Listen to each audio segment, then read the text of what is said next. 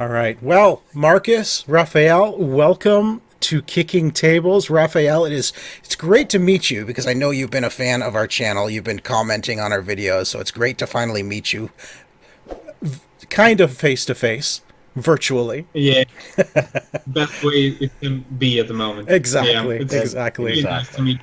But let's talk about Hidden Leaders. That's coming out April 20th. By the time this hits, it's out today. So tell us about Hidden. Who wants to talk about the game and tell us what it's all about? Marcus is the pitch guy, so I will He's a pitch let guy. him. All right, Markus, tell us all about Hidden Leaders. So I have a copy here. I can put it somewhere here. You can take a look at it.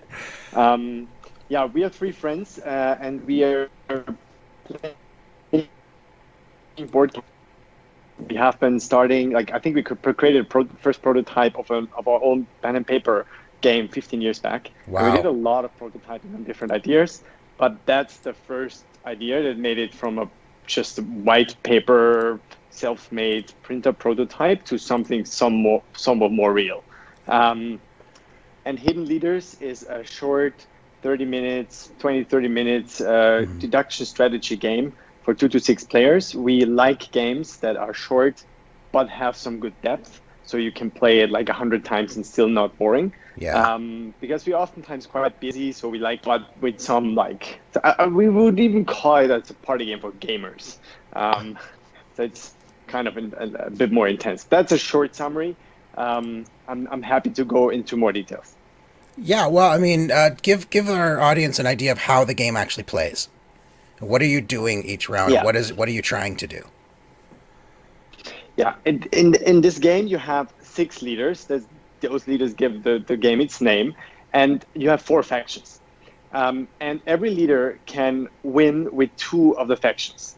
And those factions, the victory of the factions depends on 2 markers that move up and down on a track, on a power track, and depending on the position, the final position of the 2 markers, one of the 4 factions will win, and this will make one, maybe 2, maybe 3 leaders be able to claim victory because every leader can win with 2 factions.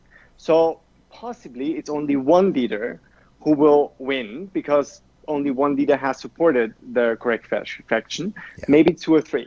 So, and this is the interesting element. It's the leaders stay hidden to other players. Right. So you have 2 factions. You can switch during the game and say, I'm starting with the red Imperial, but I keep the options open for the blue water people.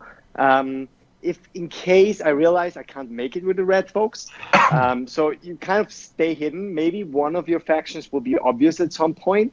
Maybe you can keep the second one hidden for a bit longer, and you try to figure out relatively quickly what the other players do, so you can adjust your strategy. And that's, I think, the interesting part in the game. The combination of 6 unique leaders makes every game quite different, because you need to adjust the strategy of your leader to the setup of the game, and you need to figure that out. Yes. The gameplay itself is very easy. You just play one of 3 cards from your hand. You execute the ability or perform the ability. That there are only immediate abilities, no permanent effects, nothing. Relatively straightforward. And then you draw 2 cards, you discard 1 card. And that's it. You keep on going. Play Yeah. one, Yeah. draw 2, discard 1. Yeah, And we those we played effects, the game ourselves. We loved it. I mean, our review of the game is already up. I'm going to put a link right up there, right above Raphael's head. I'm going to put a link there to our review. But yeah, we loved the game. We loved the simplicity of it. It was so easy to just jump in and learn it, and it was even the strategy behind it. I think once we played 1 or 2 games, we're like, yeah, now I get what it is I need to be doing each turn to really Yeah. manipulate that board to what I need to win the game, right? But it's also about that almost like psyching out your opponents so that they maybe think you're doing something else. So that Yeah, yeah. exactly. you a 2-player game, or did you manage to get We a played few two. more We players? just played 2 players, just the 2 of us. Yeah. It still worked out really well. Yeah. The strategy was still there. I mean, I think a couple of times Tico and I were actually playing towards the same one, and we think we realized that halfway through. Like, we must be working towards the same faction. Yeah, I think it's best at 3 to 5, but it's actually also quite good with 2 players. Yeah. Like, I'm not a big fan of 2-player games, but I played it a lot with my wife and also with some friends. Because of COVID, we didn't have a different chance. So actually, it's also quite fun with 2 players. And interestingly, we heard from a lot of women that they like it because you can bluff, but you don't have to bluff. You can play hidden, but you don't necessarily have to. Right. So you can play very aggressive, but you don't have to. So it gives you a bit of the choice, and it fits to different styles. Yes, exactly.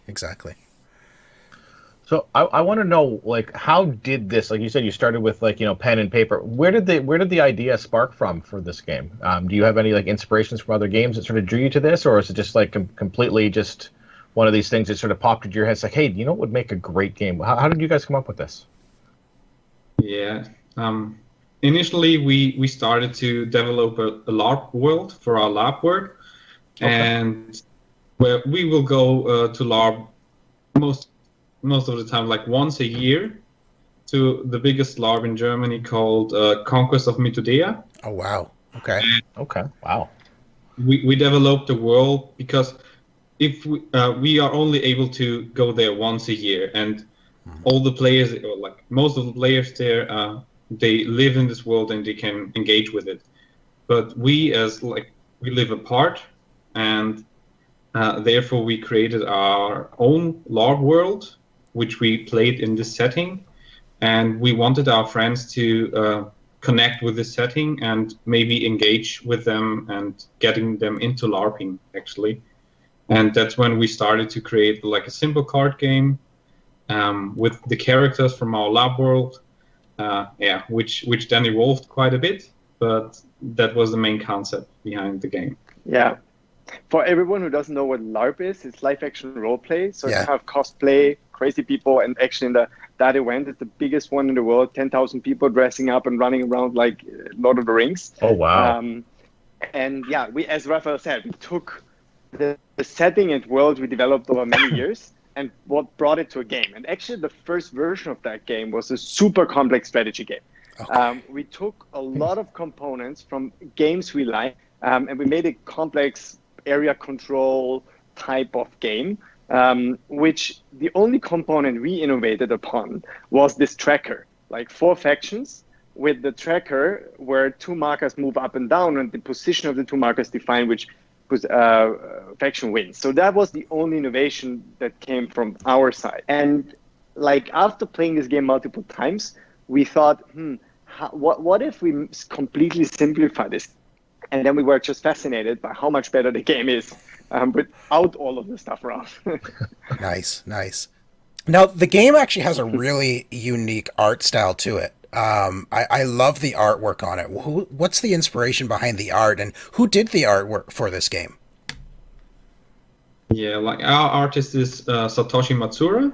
He's a Japanese artist, and we got in contact with him through our illustrator, like Ronald Revenge, who did like the background cards, the iconography, and such stuff, like most of the graphics for the game. And he said, like, reach out to this guy. He's awesome. He's like a mix of Mike Mignola, but with a twist on it, and he's really awesome. So we reached out to him via email, saw his work on the art station. I was completely blown away by him. And yeah, we managed to get him onto the team. Yeah, the inspiration behind the artwork, he just drews from wherever he can take some inspiration. It pops into his head. Okay. He does a lot of drawing dragons, but he also likes mystical creatures. He sometimes even like draw potato things. I don't know what they're called. So he was given free reign on the look and style of this, or did you guys have ideas? Did you give him ideas of what you were looking for first? Yeah, like we were partially taking some artwork that he already created and he tweaked it a little bit, but then we gave him some inspiration and instruction for the key artwork of the game, the 6 leaders, the king, the key characters. Our third team member, my brother Andreas, he's like a historian and he's our story writer. So he wrote basically a paragraph about every character, and we gave him this paragraph. And based on that, he drew the characters. So we took some of his existing artwork, and we've added nuances, such as, for example, we felt that there were not enough female characters in this whole setup. So we were asking him to draw a couple of additional female characters to have a better balance of male-female characters. And in general, I think he's taking a lot of inspiration from methodology of different, like Japanese methodology, but also Greek or German, or the Germanic Vikings type of thing. Yeah. So it's very like inspiration from all over the place. As Raphael said, even an avocado warrior, stuff like that. It's beautiful art style. Guy. Yeah, it's a beautiful art style. I actually really love the look of the entire game. It's really well done. Yeah, it's one of those games that's sort of the front of your game shelf. You know, you want that facing out on your calyx to make sure that's the artwork that people see when they come for a visit. Yeah. And there's also a lot of credit due to Roland. He was, for example, designer of Western Legends or Undaunted, and his next Kickstarter campaign of his own game, Ruthless, will also be up soon. And he not just pointed us to Satoshi and made the absolute talent for fine details in background, in iconography. He did the box design, like he took the characters that Satoshi built, created a box. Like this collaboration of those two artists, or artist and illustrator, made it like such a nice thing. Yeah, it's beautiful. We could try our best, but we couldn't compete with like one simple idea from Roland, and it was like, okay, you've won. You know what? If you had put me in charge of art, it would be a bunch of stick figures. So you're probably still better than I could do with hand drawing. But to be honest, art was like, I think, one of the longest journeys in this game, because we looked for artists. We already had an artist from Romania, and then after having like commissioned, I think, 8 characters for the game, we thought about it, thought over, and we came to the conclusion we won't see our game with this artwork. And then we went on a journey, like going to Fiverr, asking online for feedback, and like artists, comparing them, what style do we want to give the game. And this took us like 3 to 4 months, like searching until we finally found Satoshi. Yeah, that's awesome. Yeah, and I think the main reason we had, like, the initial artist, she was also very great. However, we got a lot of feedback from playtesters that they said it's such a light and short game, and the artwork was the opposite of the current one. It was dark fantasy, like really dark, heavy, hardcore fantasy, and it didn't feel like being the right artwork for this game. That's fair. Yeah. That's fair. Yeah. Yeah. So I want to know some of your favorite strategies. How do you, as the creators of this game, how do you guys play to win? I want to know some stuff. Sean, plug your ears as per usual, so he gets no help, and I take all of the extra information for the next game. Well, I think it is hard to say like we have like a definite strategy to go for. Of course, when we play like with the 3 of us, we tend to play like very hidden. We try to give away as little as possible, and like deceive each other even more than usual, and try to work out combos. Like Andreas just gave a statement like in our Slack channel, like he discovered a way where he can like have 5 heroes in one turn. So we always try to break the game, like to make combos, and think about like what could give us like the aha moment. Even like we played it 200 and more times, and it's been great every time. And I wouldn't say we will have like an edge over you. You can definitely win against us. I wouldn't say like we have. Yeah, I would say after game 3, like if you play it 3 times, you can start playing competitive, because then you like get to know cards a little more. Yeah. And it's definitely about like noticing which cards you can combine and which cards help you late game, early game, mid game.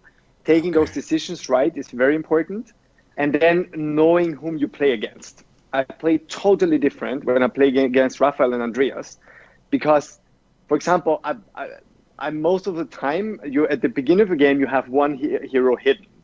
Yes. That might give you an advantage. If I play against newbies, I put a color in that actually benefits me, for sure, because I know they won't combine so much and they won't look at it. And like against Raphael and Andreas, I'm very careful what card I put. It's like the style is very different. Like I'm much more careful when I play against players who know the game quite well, because I know they analyze every turn I do, like every movement of the marker, every card I take, to figure out as quickly as possible what I'm doing. Right. And in general, I would say I try to play one color relatively open and straight, Okay. and build up the second color as a backup. Okay. Okay. To maybe surprise with the second color. Like bluffing on both colors is quite tough. Can work, but it's very risky. So I tend to try this, and my problem is I'm trying to bluff for too long in the game sometimes. Like, you don't make the pivot fast enough. Much. Yeah, it's like somewhere mid game, if you realize like, should I keep on bluffing or am I straight on my color now?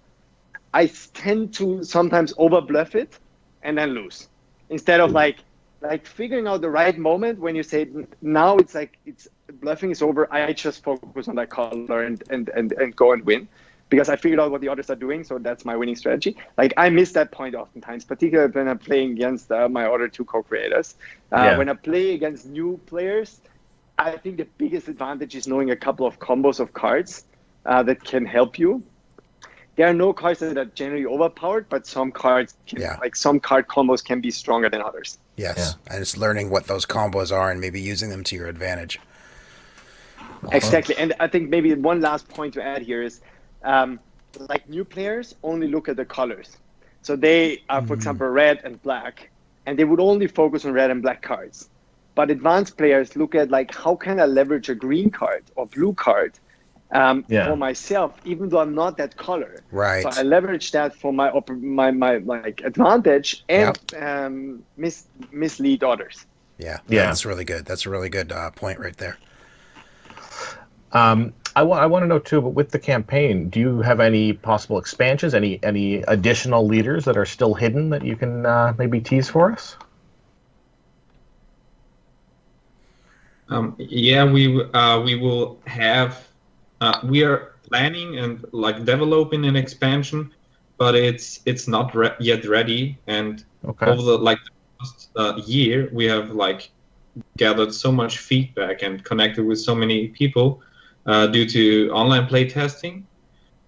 We want to emphasize this even more, and we will make an announcement later in the campaign that we will like to share this idea of this expansion, which is not yet fully grown, with the community and develop it together with them. Oh, nice.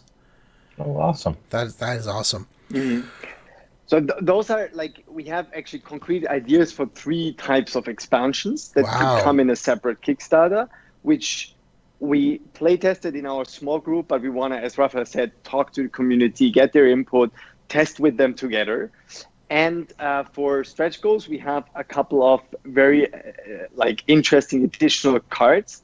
Nothing like, I would say more of the same, but in more same in a very positive way. So more content, but no new mechanics.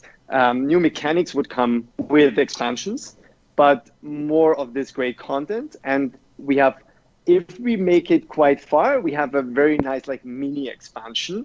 I'm just can say with very powerful women. Okay. I'm not saying more. Okay, that's fair. That's fair. Well, we'll leave that to the campaign. Gentlemen, before we let you go, we have a lightning round of questions for each of you just to get to know you guys outside of your own game, just get to know you as gamers. So all of these questions are gaming or game night related. Are you guys ready? I'm going to ask the same question and I'm going to get both of you to answer in turn. Cool? All right. Markus will go. All right. Markus, you answer first. Raphael will answer. Okay, first one. Dice or cards? Cards. Cards for me too. With your game being all cards, I would have imagined that would be it. All right, game you most want to add to your collection? Right now, it's China. I just stumbled upon that game, negotiation game, and it's very hard to get. I hopefully can get a copy of it. And sorry, what was the name of it again? Chinatown. Oh, nice. Okay. Raphael? I'm looking at Kingdom Death Monster. I've heard so many positive things, but it's like a huge game. Yes. Yeah, you're gonna need to fund. You're gonna need to fund your game 20 times over to afford a copy. Next question. Worker placement or area control? Like, definitely area control. Okay. Yeah, we kind of like share the same taste for games. I'm an area control guy too. All right. Deck builder or deck constructor? Wow, that's a hard one. I like both. No strong preference. For the other one, I have very strong preferences. I would say deck builder, slight preference. Okay. Raphael? I would go for deck construction because, like, I play with a friend of mine, like, just basically 2-player draft, Magic the Gathering. Yeah. And it's always a blast, and I like to construct decks and like do some silly things and just laugh. Awesome. See, you're not both exactly the same. Favorite classic game? Like old school, something you grew up with.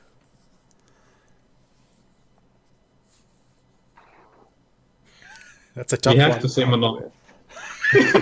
No, I can't say Monopoly. I can't say Risk. I hate the dice, rolling dice at Risk so much. Thank you. I can't say this. Wow, a fellow Risk hater in the house. I hate Risk too. It's too. I love strategy games, but it's just rolling dice. It's just rolling dice. I can't stand it. Yeah. So, no thoughts on what your favorite classic game is then? I think what I had like most fun with in my childhood was the Game of Life. Oh yes, that was a great game. Yep.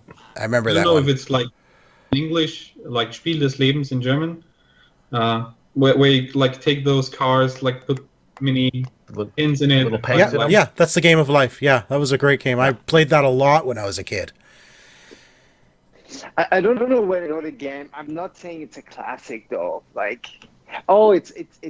I don't know the English term for it. Like, it's cow trading in German. Like, the literal translation would be cow trading. Okay. It's a very classical game in German. Probably has a different wording. It's like, it's a simple family negotiation game. But there are a couple of, like, I would say not the very classical games, but in Germany, I think it's quite classic. Awesome. We'll have to look that one up. We'll have to look that one up. First game you remember playing? Oh, what kind of game? It's like what kind of? I played games very early on. Well, whatever. What's the first game you remember playing as a kid? Like, for me, it was I was kind of such a silly game where you are rolling a die and then we're moving with a round meeple on a like plastic board, like a weird plastic board, and when you hit the wrong field, like this round meeple thing, we're rolling back to the start all over, and it's like just rolling dice and moving the meeple. Was it like Trouble? The game of Trouble? Shoots and ladders. I think. Similar. Probably, like I don't even know the name of it, but that's a game I remember. Yeah, from very the game early of Trouble. You childhood. had to just start at the beginning, go back around, and end up at the end again. Yeah, it's just a matter of going around. Yeah. Raphael, what's the first game you remember playing as a kid? I just thought of it, and I think it is like just you have two big pigs, and you just roll them, and depending on how they land, you can score different points. It's like Rolling Pigs. I think that's called Rolling Pigs. rolling pigs. Yeah, Really? For real? Yeah, no, it's like you get pigs and you roll them like dice, and like they'll land on their snout and 2 feet, so you get 3 points, or they land on all 4 feet, you get 4 points. I remember this as a kid. All right, two Yeah, more. I think Two Yeah, more sorry. really quick questions. What's the game you always win?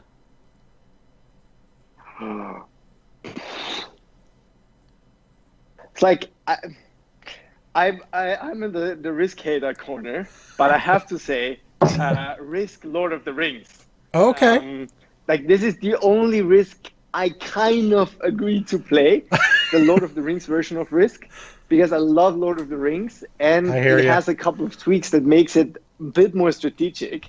And I feel I played like 10 times or so against Raphael, Andreas, and some friends, and I feel I almost won it. Almost every time I won that game. Yeah, Risk hater myself as well, but I do have Risk Star Wars because it's actually not Risk. It's a completely different game, but it's still branded as Risk for some reason. All right, Raphael, what's the game you always win? For me, I think we play Gloomhaven with a group of including me 3, and we ramped up the difficulty even more and more till the very end, and we still managed to win the game Wow. I think 95% of time. Wow. That's We impressive. started the expansion started from scratch, then lost completely because it wasn't level 1 campaigns. Wow. But I think we enjoyed this very much. Awesome. And final question for each of you. What's your favorite game mechanic? Deduction. So Okay. Deduction. Good Absolutely. choice. Yep. Raphael? For me, it's area control. Oh, awesome. I love it. Excellent. Well, before we let you go now, give us the elevator pitch for Hidden Leaders. One of you tell us, why should people back this game? Yeah. Elevator pitch, nice artwork meets a short game that has incredible replayability, scales very well from 2 to 6 players, and has very nice strategic nuances. I would say you can master it like chess, but you can also easily play it over a game between some other games. Awesome. Well, it is on Kickstarter now, so everybody go check it out. There is a link down below in the description for that. Markus, Raphael, it's been a pleasure talking to you this morning. Thank you so much for being on Kicking Tables, and good luck with the campaign. We wish you all the best. It was really awesome to be here. I'm so excited still, and I will be watching it over and over again. I appreciate that. Thanks, guys. Thank you very much, guys. I love the questions, so they made me really reflect and think in a way I've never thought about my gaming style. Really cool. Awesome. Yeah, hey guys. We are launching Hidden Leaders on April 20th, and we would love for you to back it and support us. Our mission, we are first-time creators, but we think we've got an awesome game. And if you haven't already, subscribe to OMG Nexus because it's an awesome channel and you get to know the latest Kickstarters already. I'm a huge fan and I love to be here.